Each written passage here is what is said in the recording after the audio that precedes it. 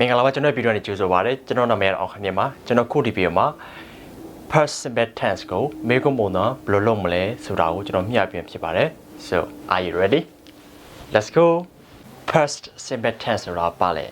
အတိတ်ကာလမှာပြုလုပ်ခဲ့ပြီးတော့ယခုပြည့်စုံမှာကာလမှာပြီးဆုံးသွားတဲ့အရာတွေကိုပြောချင်တဲ့အခါမှာဒီ past simple tense ကိုသုံးပါတယ်ဥပမာကျွန်တော်မနေ့ကဒီကိုလာခဲ့တယ်လို့ပြောချင်ရင် I came here yesterday သူလွန်ခဲ့တဲ့2နာရီကညနေစာစားခဲ့တယ်လို့ပြောချင်ရင် he ate dinner 2 hours ago ဒီစာကြောင်းတွေမှာပြီးခဲ့တဲ့အတိတ်ကာလမှာပြုလုပ်ခဲ့ပြီးတော့ယခုပြည့်စုံပါကာလမှာပြီးဆုံးသွားတဲ့အကြောင်းတွေကိုပြောချင်တဲ့အတွက်ဒီ past simple tense ကိုသုံးပြီးတော့ပြောတာဖြစ်ပါရဲ့နော် past simple tense ကိုမေးခွန်းပြုလုပ်ဖို့အတွက်ရင်စာကြောင်းရဲ့ subject ပေါ်မူတည်ပြီးတော့ did ဒါမှမဟုတ်ရင် was ဒါမှမဟုတ်ရင် were ကိုသုံးပြီးတော့မေးခွန်းပြုလုပ်လို့ရပါတယ် did ကိုအသုံးပြုပြီးတော့မေးခွန်းပြုလုပ်မယ်ဆိုရင်စာကြောင်းရဲ့အစမှာ did ကိုထားပြီးတော့အဲ့နောက်မှာ subject လိုက်မယ်ပြီးရင်အခြေခံ verb ဖြစ်တဲ့ verb 1ကို subject နောက်မှာထားပြီးတော့ပြောပြရပါတယ်နော်ဥပမာမင်းမနေ့ကစတိုးဆိုင်သွားခဲ့တာလို့မေးကြည့်ရင်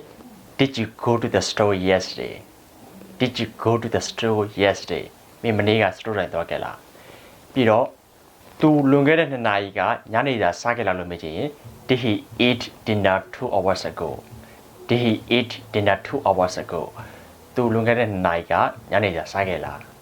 ဒီစာကြောင်းတွေမှာ past simple tense ကိုမေးခွန်းပြုလုပ်ချင်တဲ့အတွက်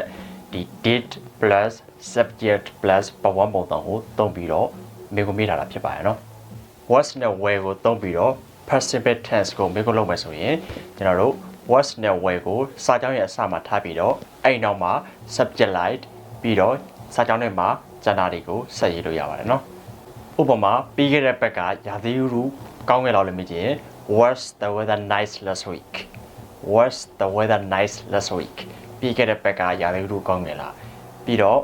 သူတို့တထင်းနဲ့တွေ့နိုင်ခဲ့လားလို့မေးကြည့်ရင်ဘယ်လိုမျိုးလဲဆိုရင် Were they able to meet with the boss Were they able to meet with the boss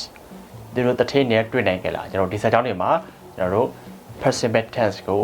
အမေးပုံစံပြောချင်တဲ့အတွက်ရှေ့မှာ was နဲ့ were ကိုသုံးပြီးတော့မေးခွန်းလုပ်တာဖြစ်ပါတယ်အဲ့နောက်မှာ subject ကိုလိုက်ပြီးတော့ကျန်တာတွေကိုဆက်ပြောလို့ရပါတယ်နော်ပြီးတော့တခုခုရဲ့သတင်းအချက်လက်တွေကိုသိချင်လို့မို့သတင်းအချက်လက်တွေကိုကျွန်တော်တို့ past simple tense ကိုသုံးပြီးမေးချင်တော့ WH question စကားလုံးတွေကိုခုနမေးခွန်းတွေရဲ့ရှေ့မှာထားပြီးမေးလို့ရပါတယ်ဥပမာမင်းမနေ့ကဘယ်သွားခဲ့လဲလို့မေးချင် Where did you go yesterday ကျွန်တော်ဒီစာကြောင်းမှာမနေ့တုန်းကဘယ်ကိုသွားခဲ့ရလဲဆိုတော့သတင်းအချက်လက်ကိုမသိလို့မို့သတင်းအချက်လက်ကိုသိချင်လို့တဲ့ WH question စကားလုံးကိုရှေ့ဆုံးမှာထားပြီးတော့မေးကြတာဖြစ်ပါတယ်Where did you go yesterday မင်းမနေ့ကဘယ်သွားခဲ့တာလဲသူလွန်ခဲ့တဲ့2နာရီကဘာစားခဲ့တာလဲလို့သတင်းချက်လက်ကိုမေးကြည့်ရင် WH question စကားလုံးကိုသုံးပြီးတော့မေးလို့ရပါတယ်ဘယ်လိုမျိုးလဲဆိုရင် What did he eat 2 hours ago What did he eat 2 hours ago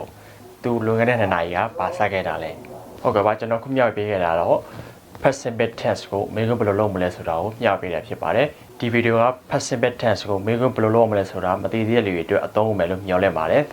ဒီဗီဒီယိုကိုချန်နေတဲ့ဆိုတော့အကောက်ကောင်မှာ like လေးခဲ့ပါဒီလိုဗီဒီယိုမျိုးတွေကိုဆက်ပြီးတော့မျှပေးတဲ့ခြင်းဆိုတော့အကောက်ကောင်မှာ yes လေးခဲ့ပါကျွန်တော် YouTube channel နဲ့ Facebook page မှာအင်္ဂလိပ်ဘာသာနဲ့ပတ်သက်တဲ့ပူးတူတာတွေကိုအမြဲတမ်းမျှဝေပေးနေဖြစ်လို့မို့အင်္ဂလိပ်ဘာသာတို့တဲ့ချင်းကျွန်တော်ရဲ့ YouTube channel နဲ့ Facebook page ကို like တွေ follow တွေ subscribe တွေမလုပ်ရသေးရင်လုပ်ထားလို့ရပါတယ် so see you in the next video